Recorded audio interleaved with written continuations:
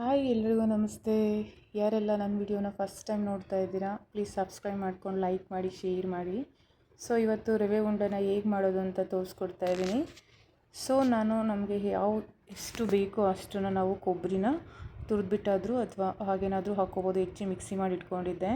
ರವೆನೂ ಅಷ್ಟೇ, ನಿಮ್ಗೆ ಯಾವ ರವೆ ಬೇಕೋ ದಪ್ಪ ರವೆ ಅಥವಾ ಬನ್ಸರಿನೋ ತೊಗೊಂಡು ಅಥವಾ ಚಿರೋಟಿ ರವೆ ತೊಗೊಂಡು ಸ್ವಲ್ಪ ಚೆನ್ನಾಗಿ ಫ್ರೈ ಮಾಡಿ ಕೆಂಬಣ್ಣ ಬರೋವರೆಗೂ ಹುರ್ಕೊಳ್ಳಿ. ಆ್ಯಂಡ್ ಕೊಬ್ಬರಿನೂ ಮಿಕ್ಸಿ ಮಾಡಿ ಇಟ್ಕೊಂಡಿರೋದನ್ನು ಆ್ಯಡ್ ಮಾಡಿಕೊಂಡು ಹಸಿ ವಾಸನೆ ಹೋಗೋವರೆಗೂ ಚೆನ್ನಾಗಿ ಮಿಕ್ಸ್ ಮಾಡ್ಕೊಂಡು ಫ್ರೈ ಮಾಡ್ಕೊಳ್ಳಿ. ಮೀಡಿಯಮ್ ಫ್ಲೇಮಲ್ಲಿ ಇಟ್ಕೊಂಡು ಮಾಡ್ಕೊಳ್ಳಿ. ಸಕ್ಕರೆನೂ ಅಷ್ಟೇ, ನೀವು ಪುಡಿ ಮಾಡಿಬಿಟ್ಟು ಆದರೂ ಹಾಕ್ಕೋಬೋದು, ಇಲ್ಲ ಹಾಗೆ ಬೇಕಾದ್ರೂ ಹಾಕ್ಕೋಬೋದು. ನಾನು ಅರ್ಧ ಮಾತ್ರ ಮಿಕ್ಸಿ ಮಾಡ್ಕೊಂಡಿದ್ದೀನಿ. ಸೊ ಆ್ಯಡ್ ಮಾಡ್ಕೊಂಡು ನೀಟಾಗಿ ಮಿಕ್ಸ್ ಮಾಡ್ಕೋಬೇಕು.